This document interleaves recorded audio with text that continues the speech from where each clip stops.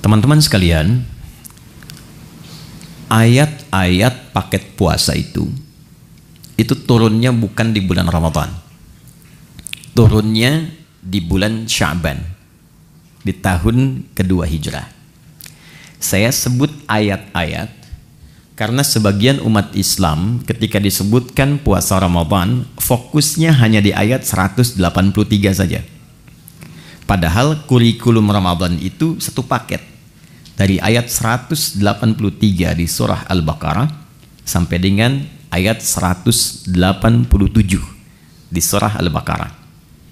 Diturunkan di bulan Sya'ban di tahun kedua Hijrah. Dan sekarang kita sudah memasuki bulan Sya'ban di tanggal kedua di tahun 1444 Hijrah. Jadi berkesesuaian kurikulum ini dibahas saat ini dan sesuai dengan petunjuk atau sunnah Nabi Sallallahu Alaihi Wasallam dari segi historis dan dari segi persiapan-persiapan spiritual. Pertama, kenapa turunnya bulan Sya'ban? Sebulan sebelum dilakukan. Secara singkat kata para ulama, agar Nabi Sallallahu Alaihi Wasallam memiliki kelapangan waktu untuk menjelaskan semua yang terkait dengan baik itu keistimewaan ataupun juga teknis pelaksanaan Ramadan yang sempurna, sehingga menghasilkan kualitas Ramadan yang diinginkan oleh Allah. Nanti kita akan bedah apa yang diinginkan oleh Allah lewat Ramadan itu. Nah, dengan pendidikan sebelum Ramadan ini langsung dari Nabi, pendidikan Nabawi, maka diharapkan semua orang Islam baik di masa itu ataupun diteruskan kini sampai dengan sekarang itu memiliki kelapangan hati dan kesiapan untuk menerima apapun yang diperintahkan saat Ramadan, sehingga menghasilkan kualitas seperti yang diinginkan oleh Allah Subhanahu wa Ta'ala. Dalam bahasa Arab, seorang yang telah lapang sehingga menerima apapun dia siap melakukannya, maka dalam bahasa Arab itu disebut dengan marhaban namanya. Dari kata rahiba yarhabu. Jadi kalau orang Arab mengatakan marhaban ya akhi, selamat datang ya saudaraku, menyambut tamu misalnya, itu maksudnya saya betul-betul lapang menerima Anda. Silahkan, apapun yang Anda inginkan di sini boleh. Mau duduk silahkan, makan silahkan. Maka mereka mengatakan nazaltum ahlan wa halaltum sahlan. Disingkat ahlan wa sahlan. Nazaltum ahlan, Anda tiba di sini anggap rumah sendiri. Ya, nah, rumah sendiri kan juga tidak harus seperti yang punya rumah ya. Ya, silahkan makan, minum, tapi kan ngepel enggak ya. Ya, nyapu enggak ya. Jadi silahkan nikmati senyamannya. Halaltum ya, dan apa yang Anda sekarang mau nikmati semua halal, silahkan. Itu orang mengatakan marhaban. Nah, kalau kita ingin melapangkan hati supaya apa yang datang apapun itu mudah kita terima, maka bahasa Arabnya tambahkan tasydid di kata kerja asal, dari rahiba jadi rahaba, yurahibu, sifatnya disebut dengan tarhib. Maka dari sini kenapa muncul istilah tarhib Ramadan? Tarhib itu asalnya usaha untuk melapangkan hati seluas-luasnya sehingga siap menerima dan menyambut apapun yang akan dihadapi kemudian. Jika tarhib ini dilekatkan dengan Ramadan, maka memberikan kesan upaya untuk melapangkan keadaan hati dan jiwa, sehingga ketika Ramadan datang sebagai tamu istimewa itu, apapun yang diperintahkan siap untuk dilakukan.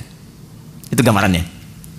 Nah, sekarang apa materi tarhib Nabi Sallallahu Alaihi Wasallam yang pernah beliau sampaikan kepada sahabatnya yang menjadi kurikulum untuk diwariskan, sehingga dengan warisan ini setidaknya mendekati kualitas para sahabat-sahabat ataupun tabi'in di era itu yang bisa kita capai di masa-masa yang berbeda.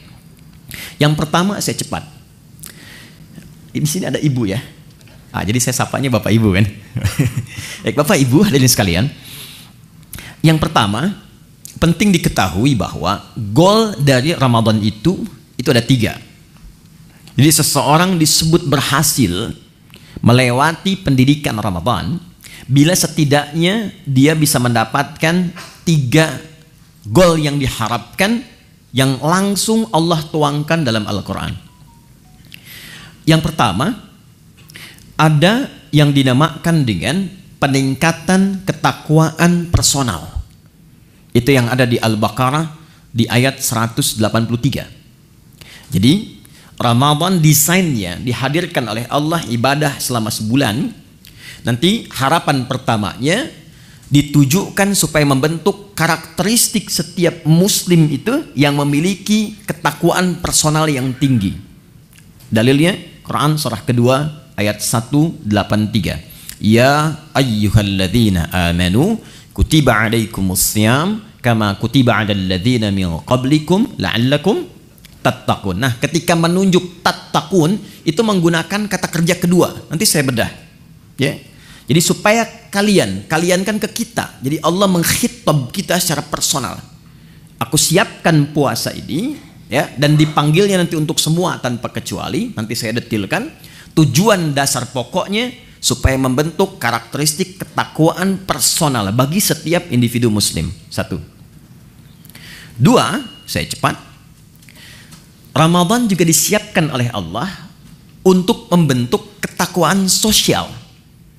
Jadi bukan sekedar secara pribadinya menjadi lebih baik, tapi ternyata kebaikan personal ini baru punya nilai optimal dalam pandangan Quran jika auranya sudah mampu ditebarkan ke lingkungannya. Karena itu puasa nggak biasa nanti desainnya. Ya, nanti akan melatih kita saat yang bersamaan untuk berinteraksi secara sosial dan mengoptimalkan semua karakter sosial kita. Sehingga goalnya akan terlihat bukan hanya dengan Allah yang punya hubungan baik. Jadi kalau dengan Allahnya baik, dengan manusianya tidak baik, belum sempurna Ramadannya. Dan yang ketiga, membentuk karakteristik manusia yang bersyukur kepada Allah Subhanahu wa taala. Ketakwaan personal, ketakwaan sosialnya ada di ayat 187 dan karakter syukurnya ada di ayat 185. Itu saja akan kita bedah di kesempatan sahabat-sahabat ataupun tabi'in di era itu yang bisa kita capai di masa-masa yang berbeda. Yang pertama, saya cepat. Di sini ada ibu ya. Jadi saya sapanya Bapak Ibu kan. Bapak Ibu hadirin sekalian. Yang pertama, penting diketahui bahwa goal dari Ramadan itu ada 3. Jadi seseorang disebut berhasil melewati pendidikan Ramadan bila setidaknya dia bisa mendapatkan 3 goal yang diharapkan yang langsung Allah tuangkan dalam Al-Quran. Yang pertama, ada yang dinamakan dengan peningkatan ketakwaan personal. Itu yang ada di Al-Baqarah di ayat 183. Jadi Ramadan desainnya dihadirkan oleh Allah ibadah selama sebulan. Nanti harapan pertamanya ditujukan supaya membentuk karakteristik setiap muslim itu yang memiliki ketakwaan personal yang tinggi. Dalilnya Quran surah kedua ayat 183. Ya ayyuhalladzina amanu kutiba alaikumussyam kama kutiba alal ladzina min qablikum la'allakum tattaqun. Nah, ketika menunjuk tattaqun itu menggunakan kata kerja kedua. Nanti saya bedah. Ya. Jadi supaya kalian kan ke kita. Jadi Allah mengkhitab kita secara personal. Aku siapkan puasa ini ya, dan dipanggilnya nanti untuk semua tanpa kecuali. Nanti saya detilkan tujuan dasar pokoknya supaya membentuk karakteristik ketakwaan personal bagi setiap individu muslim. 1. 2, saya cepat. Ramadan juga disiapkan oleh Allah untuk membentuk ketakwaan sosial. Jadi bukan sekedar secara pribadinya menjadi lebih baik, tapi ternyata kebaikan personal ini baru punya nilai optimal dalam pandangan Quran jika auranya sudah mampu ditebarkan ke lingkungannya. Karena itu puasa nggak biasa nanti desainnya. Ya, nanti akan melatih kita saat yang bersamaan untuk berinteraksi secara sosial dan mengoptimalkan semua karakter sosial kita. Sehingga goalnya akan terlihat bukan hanya dengan Allah yang punya hubungan baik. Jadi kalau dengan Allahnya baik, dengan manusianya tidak baik, belum sempurna Ramadannya. Dan yang ketiga, membentuk karakteristik manusia yang bersyukur kepada Allah Subhanahu wa taala. Ketakwaan personal, ketakwaan sosialnya ada di ayat 187 dan karakter syukurnya ada di ayat 185. Itu saja akan kita bedah di kesempatan kali ini. Saya akan coba optimalkan di 45 menit ke depan. 15 menitnya kalau ada sekiranya yang Anda ingin sampaikan atau kita diskusikan, kita bisa optimalkan di sisa waktu itu. Saya bisa menulis ya. Baik, kita mulai sebentar. Bismillahirrahmanirrahim. Pelan-pelan. Jadi yang pertama, kita mulai dari segi ketakwaan personal. Ya. Takwa secara personal. Dalilnya Quran surah kedua ayat 183. Pelan-pelan. Ya ayyuhalladzina amanu kutiba alaikumus siyam kama kutiba alal ladzina min qablikum la'allakum tattaqun. Apa yang dimaksud dengan ketakwaan personal? Ini dulu. Bapak Ibu, teman-teman sekalian, bila terdapat kata takwa di dalam Al-Quran, itu setidaknya disebutkan derivasinya sebanyak 240 kali. Nah, desainnya terbagi pada 3 bagian. Nanti ada yang membimbing bagian jasmani kita, ada yang kedua membimbing akal atau intelektualitas kita, dan yang ketiga ada membimbing rohani kita, jiwa spiritual kita. Nah, hal yang terkait dengan bimbingan rohani ini yang membawakan atau memberikan bekal kepada kita untuk pulang kepada Allah saat meninggalkan dunia, itu yang diistilahkan oleh ulama dengan ketakwaan personal. Jadi babnya khusus, kalau mau dirincikan secara singkatnya adalah bab tentang aspek ritual, bahasa lainnya ibadah. Nah, sekarang dasar berpikirnya bagaimana? Kita itu kan tinggal bukan hanya di dunia kan? Baik ya? Setelah dunia kita meninggal, makanya disebut meninggal dunia.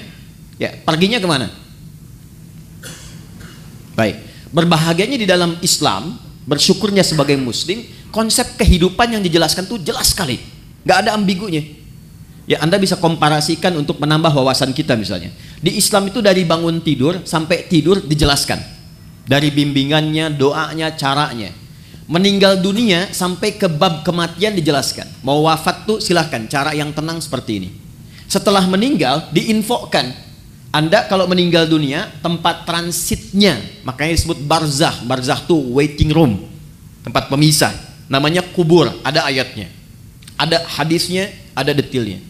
Setelah itu kemana? Dari dunia ke akhirat. Tempatnya cuma 2, imma di surga atau neraka. Ini tempat menunggunya disebut barzah, alam pemisah. Alamnya disebut barzah, tempatnya disebut dengan kubur. Jelas semua, ayat, hadis, dalil lengkap. Nah, sekarang pertanyaannya, kalau kita di dunia saja berkehidupan butuh bekal, Anda nggak mungkin datang ke kantor ini tanpa bekal. Dan di sini pun bekerja mencari bekal kan? Dan kita kadang-kadang tugas, apalagi di EP kan, tugas misalnya keluar eksplorasi di setiap tempat kan punya aturannya sendiri ya. Datang ke Amerika, mata uangnya sudah beda, currency-nya sudah lain, bekalnya sudah berbeda. Nah, sekarang kalau kita meninggalkan dunia, bekalnya apa? Sedangkan yang kita kumpulkan di dunia itu nggak akan dibawa ke barzah, aja nggak dibawa. Ya, ada di antara kita yang dikubur bawa handphonenya. Kalau saya kangen nanti miss call aja, kan nggak bisa kan? Ya pakaian aja kan ganti kan? Ganti loh. Teman-teman masih pakai seragam tuh, ya kan? Seragamnya saat ke alam kubur kan beda kan? Ya kan? Nggak ada kantongnya loh Pak. Boleh dicek nanti tuh, ya? Kainnya cuma 2, perempuan tambah 1, kerudungan, ya kan? Maka yang belum berkerudung dipikir-pikir dulu ya, supaya malaikat nggak aneh nanti nanya, kamu masuk kubur kok pakai kerudung? Di dunianya enggak ya? Ini untuk latihan saja ya, pertanyaan. Balikin. Jadi masuk ke alam kubur saja, kita sudah meninggalkan semua yang kita kumpulkan di sini. Karena hukum mengatakan setiap berpindah tempat, itu pasti bekalnya tidak akan sama. Pasti berbeda. Hukum ini berlaku fitrah saat berpindah kemanapun, apalagi berpindah ke sini dan ke sini. Maka pertanyaannya, bekal apa yang kita bawa saat berpindah dari dunia? Nah, inilah yang kita siapkan sejak berada di dunia, supaya saat pindah ke sini sudah siap. Maka Allah kemudian menurunkan kepada kita usaha-usaha personal selain yang kita kerjakan dalam kesibukan dunia untuk menyiapkan bekal akhirat. Bekal inilah yang disebut dengan ibadah. Aspeknya masuk kepada aspek ritual dan spiritnya masuk pada ketakwaan personal. Inilah sebabnya kenapa Allah meminta kita sholat, meminta kita baca Al-Quran, meminta kita haji, minta kita umrah. Ya, ada kaitan langsung dengan aspek-aspek keduniaan. Tapi sesungguhnya tujuan utamanya adalah penyiapan bekal menuju kehidupan setelah dunia sini. Ya. Setiap kita menunaikan sholat, maka perbuatan sholat, baca Quran, puasa dan yang lain sebagainya itu untuk mendukung menjadi bekal kehidupan akhirat, maka oleh Quran dinamakan dengan hasanah namanya. Ya, hasanah. Contoh, sholat itu di Quran disebut hasanah. Quran surah ke-11 Hud ayat 114. Aqimis sholata tarafain nahar wa zulafan minal lail innal hasanati yudhibnas sayyiat. Sholat yang kita kerjakan sehari 5 waktu itu 17 rakaat plus dengan tambahan sunnah yang lain, itu oleh Quran disebut hasanah. Nah, setiap kita mengerjakan perbuatan hasanah, maka konsep dasarnya akan melahirkan bekal, diberi nilai bekal untuk pulang ke akhirat. Ya, berapa bekalnya? Setiap hasanah itu 10 poin. Ada di Quran surah ke-6 ayat 160. Ya, ini jangan dianggap biasa ya. Nanti kita lihat nih. Nanti taunya saat akan meninggal. Jadi akan meninggal semua hasanah dikonfirmasi. Makanya ada orang yang ketika akan meninggal kan senyum, tenang. Panggilannya panggilan ketenangan, hasil ibadah. Contoh, dalam sholat kan kita tadi ada tumak ninah ya. Ya, sholat, ruku' tumak ninah, sujud tumak ninah. Itu tumak ninah itu kalau terus dikerjakan memberikan sifat kepada jiwa. Sifatnya disebut mutmainnah. Nanti jiwa mutmainnah ini akan dipanggil saat akan meninggal, dikonfirmasi dengan pahala hasanahnya. Makanya ketika dipanggil Quran surah 89 ayat 27 sampai dengan 30, ya ayyatuhan nafsul mutmainnah irji'i ila rabbiki radiyatan mardiyah. Kenapa ada yang tenang, senyum? Karena ditampakkan. Ya. Dulu ada seorang kakek itu yang sangat soleh, ahli masjid. Hari Kamis itu, ya, beliau selalu merawat masjid. Hari Kamis ba'da asar sedang puasa, itu masya Allah, itu cuma di belakang sandaran, kemudian merem-melek begini, meninggal. Dalam keadaan yang sangat nyaman gitu. Ahli masjid, wafatnya di masjid. Cuma merem-melek, meninggal. Itu hati-hati belakang ya, yang merem-melek tuh ya. Oke. Balik sini. Man jaa bil hasanati falahu asyru amthaliha. Siapa yang mengerjakan satu perbuatan hasanah, dia dapat 10 poinnya, 10 kebaikan. Nah, 10 ini itu detailnya disebut dengan ajrun, lahum ajrun ghairu mamnun. Ajrun itu bahasa kita yang disebut dengan pahala namanya. Nah, ini yang kita kumpulkan hasilnya berupa apa? Pahala. Ajrun. Jadi yang ikut tuh ininya, hasanahnya. Dan 1, 2 ngitungnya bukan 1, 2, 3, 4, bukan begitu. Cara menghitungnya contoh di hadis Muslim, Anda baru masuk ke sini nih, tempat ibadah, mau sholat misalnya, itu baru datang sudah mendapatkan 25. Jarak 1 ke 2-nya 500 tahun. 2 ke 3-nya 500 tahun. Demikian seterusnya. Baca Quran setiap hurufnya itu 10 kebaikan. Ya. Nah, problemnya apa? Apa kaitan dengan pembahasan kita? Maaf sekali dengan bahasa ini. Setiap kita itu kan meyakini bahwa kita akan pulang, akan meninggal, ya kan? Gak ada satu pun, apalagi kita yang beriman, yang tidak meyakini bahwa satu saat kita akan meninggal. Ini kan sementara. Anda sesibuk apapun berada di sini, pasti hakul yakin bila tiba waktunya pasti pulang kan, pasti meninggal kan. Tapi pertanyaannya, di antara sekian orang yang yakin akan meninggal ini, sudahkah dia menyiapkan bekal yang cukup untuk pulangnya? Coba perhatikan. Untuk yang sementara saja yang kita tinggali saat ini, betapa luar biasa seriusnya. Kerjanya berangkat gelap, melewati banyak kemacetan, pulangnya gelap lagi. Ya kan? Serius kita kerjakan, tata kelolanya, aturannya dan sebagainya. Untuk mengumpulkan apa? Untuk mengumpulkan kenyamanan-kenyamanan dunia yang sifatnya sementara.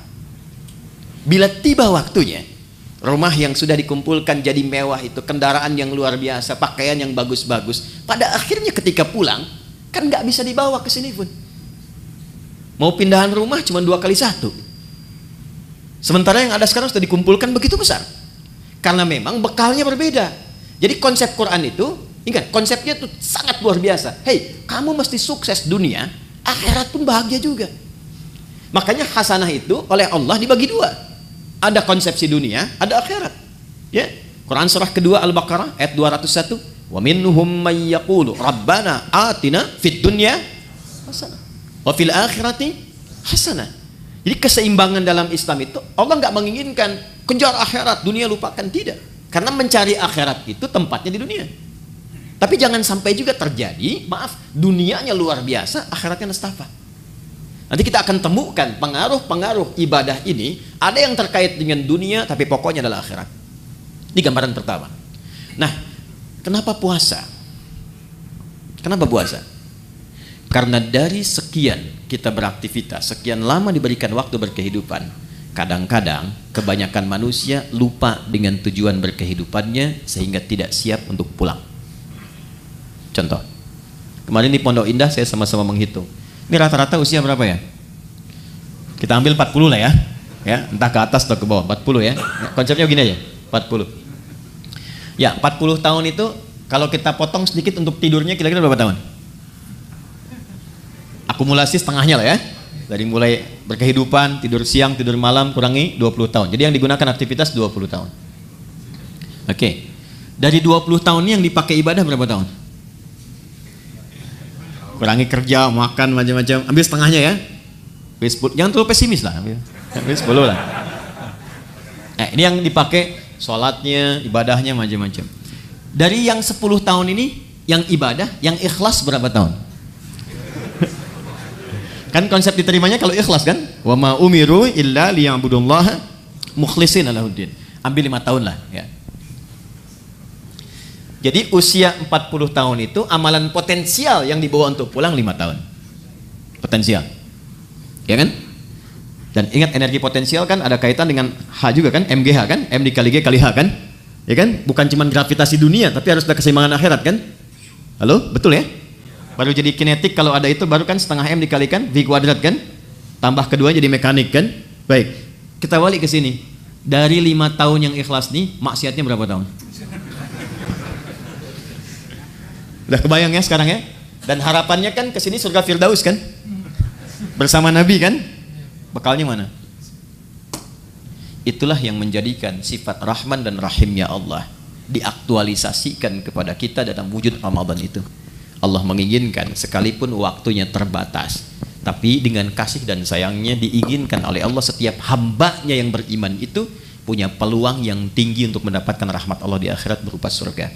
Maka didatangkanlah setiap tahun 12 bulan itu dari sekian kesibukan 30 hari khusus untuk meningkatkan ketakwaan personal ini sehingga meningkatkan peluang-peluang untuk mendapatkan rahmat di akhirat. Kenapa wujudnya puasa? Karena puasa adalah desain satu-satunya yang menjadikan setiap manusia mudah meningkatkan amal soleh. Satu, Anda kalau tidak sedang puasa, jangankan sholat sunnah, maaf, sholat fardu pun kadang terlambat dan kesannya biasa. Nanti lihat saat puasa, jangankan sholat fardu, ketinggalan sunnah, gelisah. Lihat awal pertama Ramadan nanti, ya, para ibu bahkan sudah maaf sekali, ya, sudah mulai memesan tempat, membuk tempat-tempat saf pertama dengan sajadah itu. Dan itu bukan ngejar sholat fardu, ngejar tarawih. Dan tarawih sunnah kan, ya kan? Anda keluar dari sini, ada yang minta, belum tentu diberi. Tapi saat puasa, yang tak kelihatan mata itu ditanya. Berapa fakirnya, berapa miskinnya, berapa yatimnya, dikumpulkan. Jadi puasa itu dahsyatnya, apalagi Ramadan, bisa membuat seseorang itu mengakumulasikan semua potensi ibadah yang bisa dilakukan. Orang yang nggak pernah ke masjid, itu Ramadan bisa saf pertama. Tapi saya tidak katakan setiap yang saf pertama nggak pernah ke masjid ya. Tapi bisa datang itu luar biasa. Ya, Quran yang nggak pernah jarang ngaji itu bisa tadarus. Itulah dahsyatnya Ramadan. Satu. Yang kedua, ketika seseorang sudah mulai mendapati Ramadan, apalagi dia serius dia pekerjakan itu, maka potensi-potensi maksiat yang mengikis kebaikan-kebaikan itu bisa dijaga, bahkan ditekan dan dihilangkan saat Ramadan. Seorang yang pemarah sekalipun, Itu bisa libur marahnya, Pak. Ada pemarah jam setengah 6 dicaci maki, 30 menit lagi buka, jam 6 buka, setengah 6 caci maki. Dia nggak balas, dia diam aja. Istrinya heran, dia tanya, kok nggak balas, Pak? Tar habis maghrib gitu. Bisa tahan ya, karena konsepnya demikian. Minimal dia takut batal puasanya, dia melatih dirinya dari sejak awal. Korupsi bisa libur tuh ya, sogok menyogok bisa libur, takut batal ya. Itu konsep dasar pertama kenapa dimunculkan puasa, karena panggilannya ketakwaan personal di bagian pertama. Jadi secara singkat begini, di balik kesibukan dunia yang kita kerjakan, sekali-kali Allah minta kita sadar, hei, ingat kamu akan pulang. Kalau memang belum bisa mendapatkan yang optimal, optimalkan Ramadan. Karena itulah saya cepat langsung ke ayatnya. Ini kalau waktunya panjang, saya bisa detilkan dari setiap huruf Quran. Contoh, waktunya panjang, cuman kesempatannya ini. Yuk, masuk ke Al-Baqarah 183. Saya ambil contoh singkat saja. Ya ayyuhalladzina amanu. Saya ambil satu ini saja. Itu kalimat. Ya, disebutkan 361 kali dalam Al-Quran. Itu menunjuk panggilan. Bisa panggilan dekat, menengah, dan jauh. Nidaul qarib, mutawassit. Huruf panggilan di gramatikal bahasa Arab itu ada 14. Tapi yang di Quran digunakan hanya ya. Pemanggil dekat, menengah, dan jauh. Ayyuha disebutkan 150 kali dalam Al-Quran. Ayyunya berfungsi menguatkan pesan, haknya mengingatkan. Alladzina disebutkan sebanyak 1080 kali dalam Al-Quran. Panggilan mencakup semua tanpa kecuali, laki-laki, perempuan, besar, kecil, dan semua status keduniaannya. Perhatikan baik-baik betapa satu huruf ini kesannya luar biasa. Khusus untuk Ramadan, panggilannya dibuka dengan ya ayyuhalladzina amanu, seakan-akan Allah ingin memberikan pesan yang kuat. Hei semua hambaku, laki-laki, perempuan, besar, kecil, yang merasa beriman. Terlepas dari tingkat keimanan kalian beda-beda. Ada yang imannya kuat sehingga merasa dekat dengan Allah. Konfirmasi iman kuat itu begini. Kita kalau ingin ukur iman kita kuat atau lemah, ya, nanti ukurannya di Quran surah ke-8. Ayat yang kedua contohnya. Innamal mu'minuna alladzina idza dzukirallahu wajilat qulubuhum. Insan beriman yang sejati itu ukurannya kalau dipanggil disebutkan nama Allah, itu ada getaran di hatinya, mengonfirmasi. Karena itu diperdengarkan nama Allah setiap hari 5 kali, setiap pergantian waktu di telinga kita. Telinga itu bahasa Arabnya udun, jamaknya disebut adzan. Maka diperdengarkan dalam adzan lafaz Allah, Allahu Akbar, Allahu Akbar. Nah, teman-teman merasakan nggak waktu ada panggilan itu di hati itu ada getaran kan? Allahu Akbar, Allahu Akbar, ada getaran kan? Nah, itu konfirmasi iman. Kalau kemudian itu direspon dan sadar saat dipanggil, misal subuh 4.35 dipanggil, Anda masih tidur, Allahu Akbar, Allahu Akbar, Anda langsung bangun, ya Allah sudah adzan, wudu, siap-siap sholat. Nah, ini menunjukkan iman Anda standar. Masih charter tuh. Standar. Ya, Anda jam kerja jam 7 di sini, masuk jam 7, standar kan? Ya kan? Tapi yang hebat tuh begini, dipanggil 4.35, jam setengah 4 sudah bangun. Ada yang begitu. Ya, itu isyarat misal di Quran surah ke-4 ayat 103. Inna salata kanat 'alal mu'minina kitaban mauquta. Insan beriman tuh tahu waktu sholat karena tahu dia siap-siap sebelum dipanggil. Itu yang hebat. Nah, maka orang-orang yang standar itu yang menengah jaraknya. Ya, hei yang menengah, yang kalau dipanggil baru datang. Ya, atau yang merasa imannya kuat, sebelum dipanggil sudah siap-siap. Ada yang lemah, dipanggil 4.35, dia baru bangun 5.34. Itu pun belum ingat sholat. Ya. Tapi dahsyatnya dalam Ramadan, di hari pertama dipanggil, Allah tidak melihat semua tingkat keimanan itu. Allah panggil semua dengan satu huruf yang sama, seakan-akan mengatakan begini, aku tidak peduli betapa tingkat iman kalian, maka di detik ini aku panggil semua tanpa kecuali. Yang lemah aku kuatkan, yang menengah aku dekatkan, yang dekat pun aku tambahkan kekuatan kembali. Itulah yang menjadikan semua kita tanpa peduli karakteristik imannya, parameter tingkat rendah dan tingginya. Coba lihat bukti ayat ini. Di awal Ramadan semua semangat. Lihat nanti hari pertama Ramadan. Ya, kita insya Allah tanggal berapa nanti? tanggal 1 Ramadan ya, 1 Ramadan. Yang kemungkinan Masehinya nanti saya sampaikan belakangan saja ya, belakangan saja. Tapi insya Allah sama 1 Ramadan.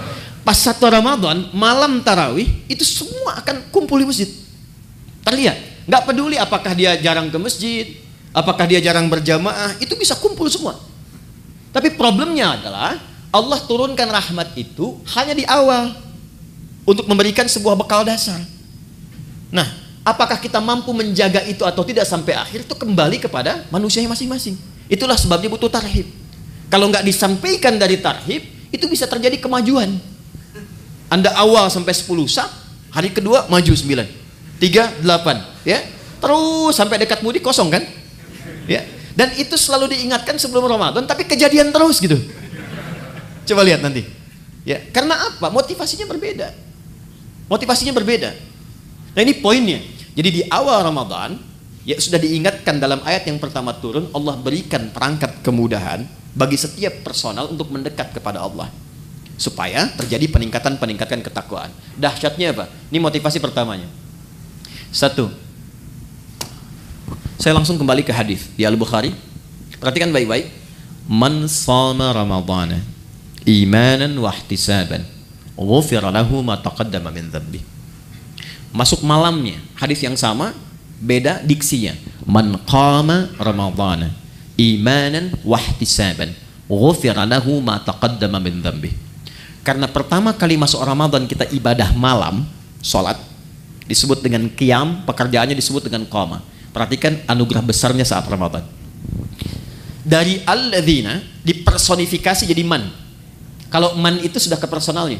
Kalau alladzina masih umum. Siapapun dari yang banyak ini, malamnya memulai dengan menyiapkan diri untuk menunaikan tarawih. Man qama Ramadhana, khusus Ramadan, bukan yang lain. Imanan, karena panggilan imannya merespon seruan Allah. Di Allah panggil, ya ayyuhalladzina amanu, Anda datang dengan iman itu. Jadi bukan karena orang lain tarawih Anda ikut, bukan karena imamnya bagus saya ke situ gitu, bukan. Karena kesadaran bahwa selama ini saya sibuk, jarang nyari akhirat. Selama ini orang sudah menghafal Quran, saya baca aja belum punya waktu. Selama ini orang tahajud, saya masih kejar kerja lagi, dapat meninggal bekal belum siap. Maka ketika diberikan Ramadan, saya sadar ini peluang saya. Maka dia datang dengan imannya. Begitu datang dengan imannya, dia mengoreksi dirinya. Dia sadar, ya Allah, selama ini saya sibuk, Engkau berikan aku kesempatan sekarang untuk mendekat kepadamu. Lalu dia bacakan kalimat yang Nabi ajarkan kepada Sayyidah Aisyah Ummul Mukminin. Allahumma innaka afuwwun karim tuhibbul afwa fa'fu anni. Ya Allah, Engkau mencintai orang-orang yang mendekat kepadamu. Engkau maha mulia yang memaafkan. Selama ini hamba sibuk, hamba banyak berbuat maksiat. Malam ini hamba menegadah kepadamu untuk memohon ampunanmu. Itu yang disebut ihtisaban. Begitu keluar kalimat itu, memohon ampun kepada Allah, maka ghufira lahu ma taqaddama min dzambi. Sambil ingat dia dosa-dosa yang pernah dia kerjakan, semua kesalahan yang pernah dilakukan gugur. Ini dahsyatnya Ramadan, gugur. Makanya sering oleh Bilal itu saat Ramadan sering diingatkan kan?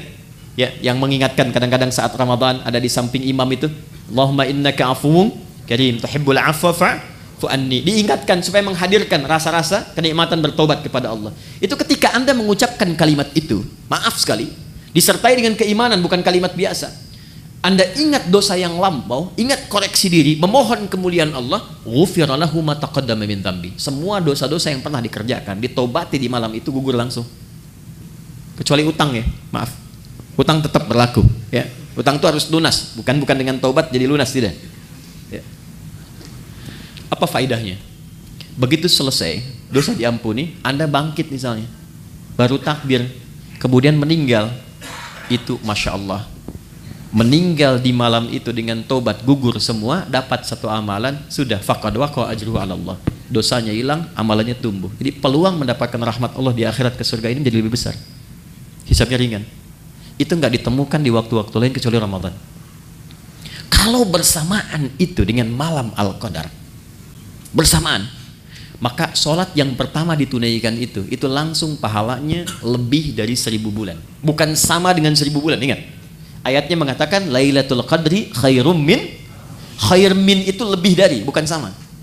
1000 bulan itu kurang lebih 83 tahun lah kalau dikonversi. Lebih dari itu lebih banyak.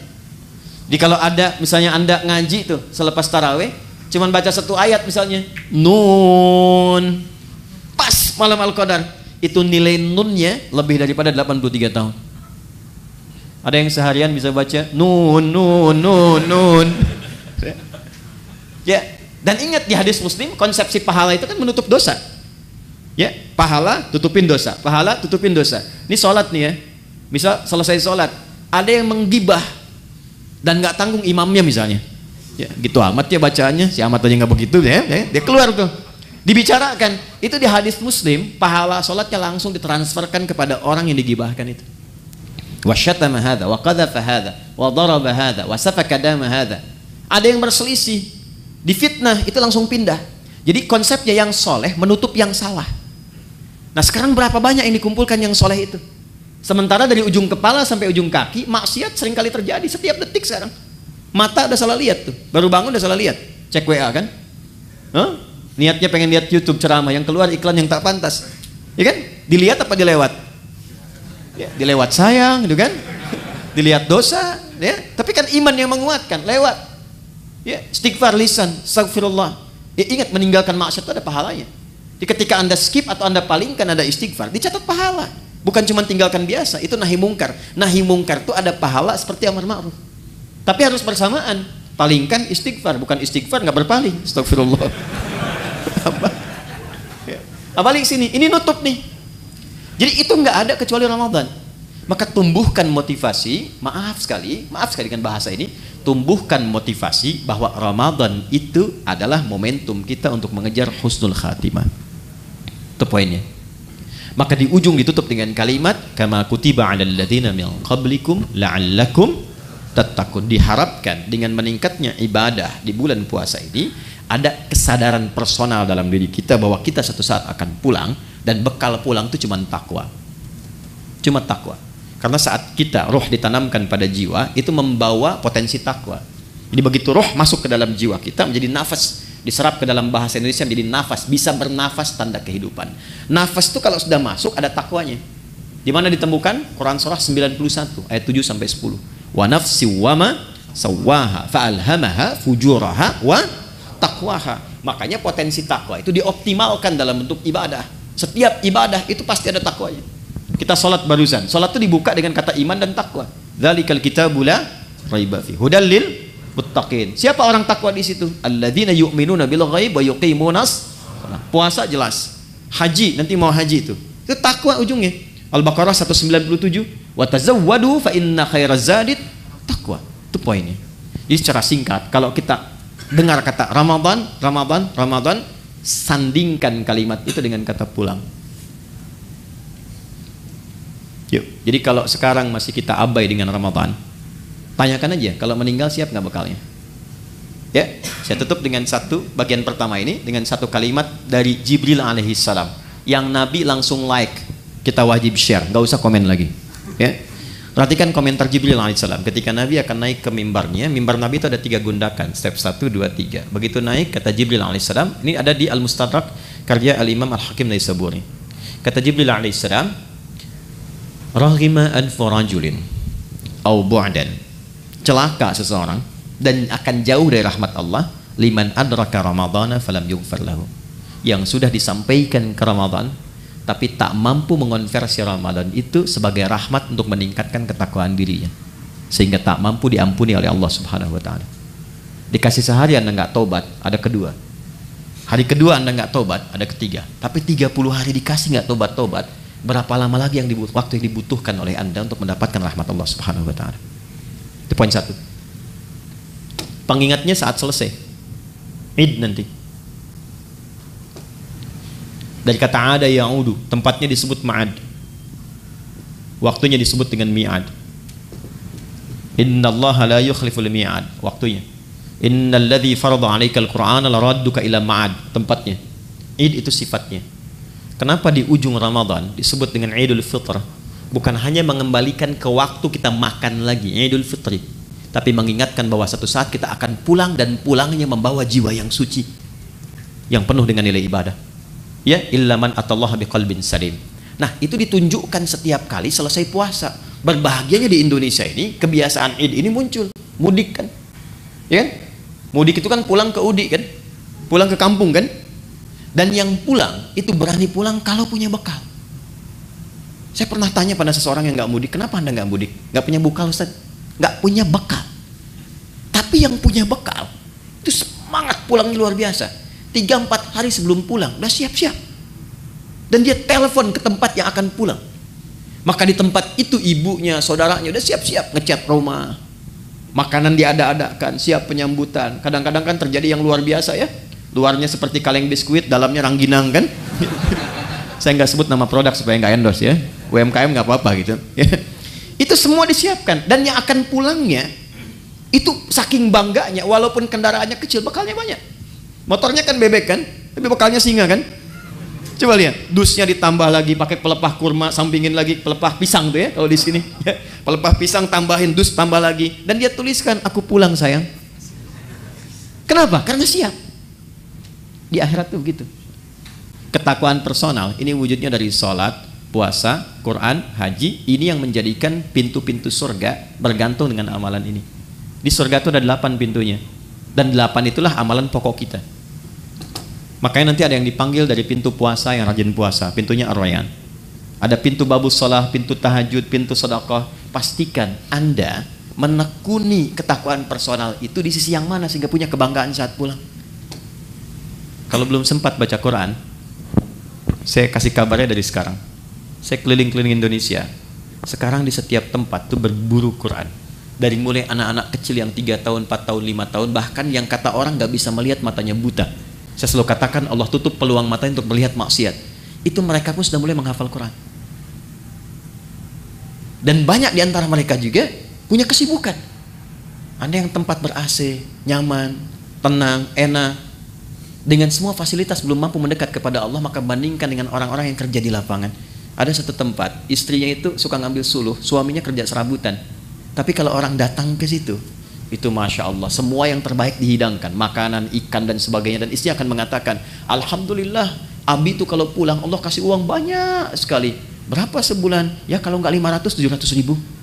Tapi tahu kan Anda, istrinya hafal Quran 30 juz dan suaminya 7 riwayat. Dan mereka bekerja dalam diam. Dunianya hasanah, dan mereka menyiapkan akhirat yang sangat dahsyat untuk pulangnya. Karena di antara yang diparadekan oleh Allah untuk pulang itu, dan diperintahkan malaikat berjajar di setiap pintu surga menyambut, itu ahli Al-Quran. Makanya Ramadan kita punya kebiasaan mendalami Al-Quran, salah satunya untuk itu. Nah, jadi kita lihat spirit pertamanya itu. Jadi nanti saat akan ke Ramadan, siapkan agendanya dari sekarang. Ini kurikulum yang Nabi ajarkan. Ya, mohon maaf dari sekarang. Rencana mau berapa juz khatam nanti? Mau berapa juz hafal? Jangan tanggung, 30 juz pasang target hafal Quran. Maksud saya begini, kalau target 30 nyangkutnya kan jelas 28, 27, kan 3 juz ya. Kalau cuma 1 juz kan targetnya, nanti nyangkutnya kan nggak jelas tuh ke bawahnya. Dari sekarang siapkan. 1, sedekahnya ya, kemudian sholatnya, sholat sunnahnya dari sekarang bikin. Menunya keluarkan semua. Nanti checklist, minimal salah satu pernah dilakukan. Ya, checklist 1, 2, 3 selesai Ramadan, demi Allah saya katakan, rasakan pasca Ramadan apakah ada perubahan, peningkatan ketakwaan personal ini setelah selesai menunaikan puasanya. Nanti cirinya pada bagian ketiga. Saya cepat, saya punya 5 menit lagi. 2, ada jenis kedua disebut dengan ketakwaan sosial. Ayatnya ke 187, lihat ujungnya. La'allahum yattaqun, dari tak ke ya. Kalau tak itu Anda, kalian, personal. Kalau ya dibicarakan dia. Kalau dijamakkan tambah di ujungnya, yattaqun, mereka. Jadi bukan hanya membentuk secara pribadi untuk kita, tapi interaksi dengan lingkungan sosial kita. Hablum minan nas, hablum minal makhlukat. Maka ciri orang yang berhasil puasanya bukan hanya baik secara personal, tapi implementasi kebaikan personal itu bisa dilihat dari perbuatan baiknya dengan sesama. Makanya saat puasa, anjurannya bukan sekedar meningkatkan ibadah pribadi. Pernah dengar hadis ini di At-Tirmidzi? Siapa yang memfasilitasi bukaan untuk orang puasa, walaupun 1 biji kurma saja, 1 kurma, ataupun sehirup air saja, maka dia mendapatkan pahala yang sama dengan yang berpuasa itu tanpa dikurangi sedikit pun. Pernah dengar hadisnya? Hadisnya sahih. Tapi jangan salah menyimpulkan ya, bacanya pakai ilmu hadis. Ya nggak usah puasa, fasilitasin aja kurma. Dia nggak begitu. Ya Anda fasilitasin, Anda nggak puasa, Anda dosa, Anda batal. Jadi ruginya 2 kali. Ya, maksudnya apa? Saking tingginya ibadah sosial itu Nabi menginformasikan dengan tingginya tingkat apresiasi yang Allah berikan. Jadi kalau di Quran itu atau di hadis ada motivasi dengan pahala yang tinggi, ini menunjukkan kualitas amalan itu dahsyat, tinggi. Ya, dan banyak sekali terkait dengan puasa itu amalan-amalan sosial, sedekah, infak, memuliakan yatim, zakat. Ini kan sosial semua. Tapi pernah nggak teman-teman kita semua rincikan itu formulasinya kemana? Contoh misalnya, kan ada zakat, ada infak kan? Baik, zakat itu untuk siapa? Infak untuk siapa? Ternyata skema infak itu dia ada 2 tuh. Ada infak wajib, ada infak sunnah. Yang wajib itu untuk keluarga, disebut dengan nafkah namanya. Ya, maka kewajiban kita memuliakan istri, memuliakan anak, cari sekolah yang mendekatkan dia dengan Allah, cari pakaian yang menutup aurat supaya Allah senang. Ya, gambarannya itu wajib dan ada pahala. Kalau antum kerja sekarang berangkat ke sini, diniatkan untuk nafkah karena menaati perintah Allah, Quran surah 4 ayat 34, ya kan? Itu setiap langkahnya ada pahalanya, teman-teman. Jangan dikira biasa. Dan kalau antum rajin tahajud, itu dibimbing untuk meningkat karirnya. Quran surah 17 ayat 79 sampai 80. Ini agak cepat aja karena kita sedikit lompat-lompat. Saya balikan, itu nafkah pertama. Niatkan sebagai ibadah dan antum pun akan terjaga. Kalau diniatkan ibadah, antum gak akan terjebak korupsi. Malu lah masa ibadah berbuat kotor. Ada orang minum bir misalnya pakai bismillah. Bismillahirrahmanirrahim, berkurang dikit dah dosanya gitu kan? Enggak ada. Ya. Orang kalau mau korupsi juga kalau sedang merasa ibadah nggak mungkin dilakukan. Dia akan terjaga. Nah, tapi yang terkait dengan Ramadan ini, saya mau tarik ya. Nih, ke infak sunnah. Saya perhatikan banyak mencarinya keluar dulu. Padahal konsep dasar utamanya adalah ke dalam dulu. Quran surah kedua ayat 2:15. Mungkin ini agak baru. Yas'alunaka madza yunfiqun. Mereka bertanya kepada Muhammad SAW, apa yang akan diinfakkan dan kepada siapa? Kata Allah, "Qul ma anfaqtu min khair." Katakan kalau mereka ingin infak, berikan kualitas yang baik, yang terbaik. Pertama lil walidain, orang tua. Ini dulu. Coba jauh-jauh infak bahkan sampai ke luar negeri dan sebagainya, nggak dilarang.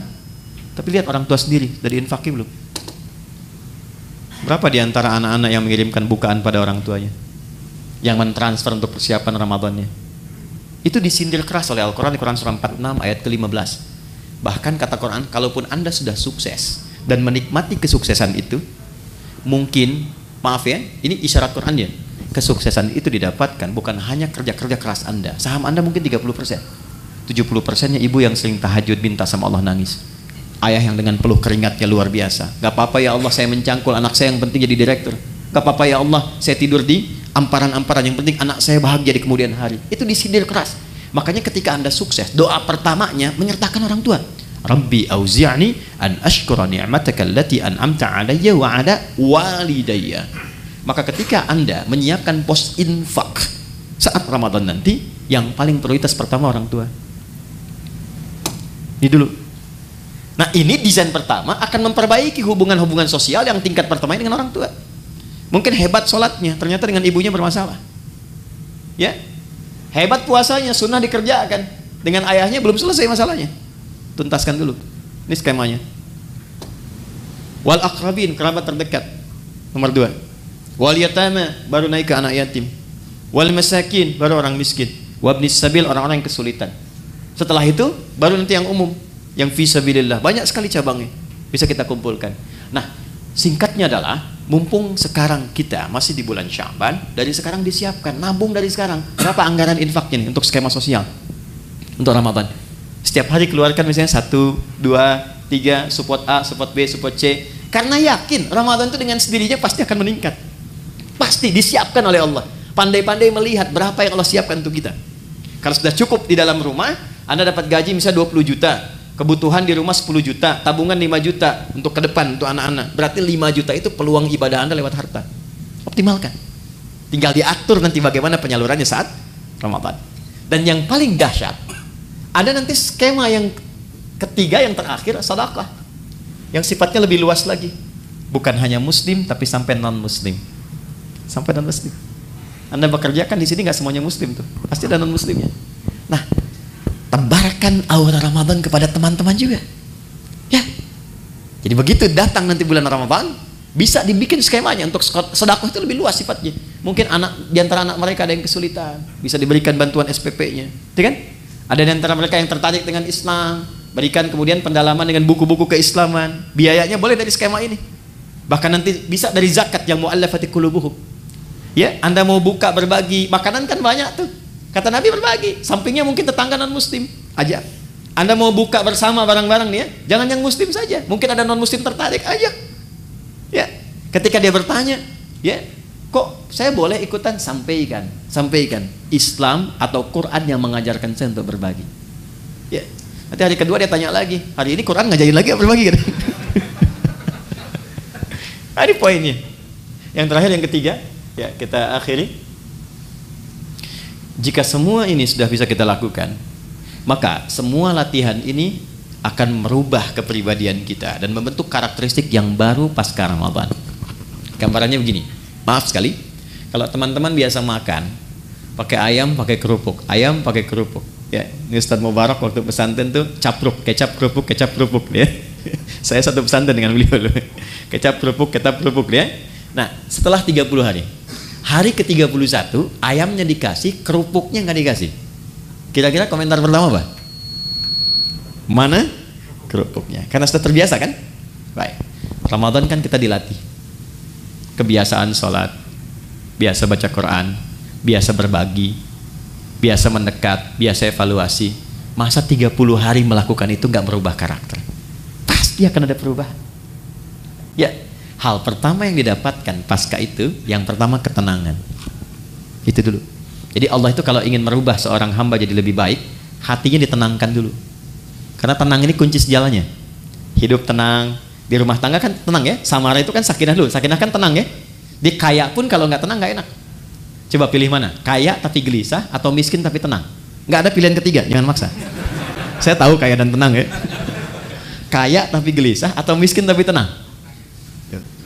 Jadi Allah itu kalau ingin merubah seorang hamba menjadi lebih baik, itu diberikan ketenangan dulu.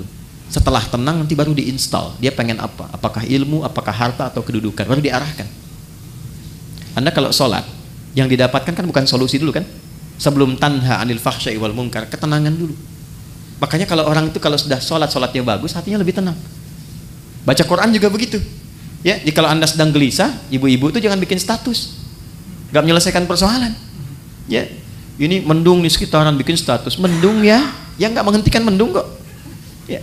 Kalau sedang gelisah, ambil wudhu, ngadap kiblat, ambil mushaf, baca Quran, tenang hati. Walaupun solusi belum datang. Nah, Ramadan pun begitu. Ketika Allah ingin tanamkan hidayah pada seorang hamba, yang diberikan pertama ketenangan, lebih tenang pribadinya. Kedua, lebih nikmat dalam beribadah, lebih berkualitas, merasakan peningkatan kualitas dalam ibadah. Jadi ada kecenderungan ingin nambah, ada mulai rindu dengan tarawih, padahal mau berakhir, ya kan?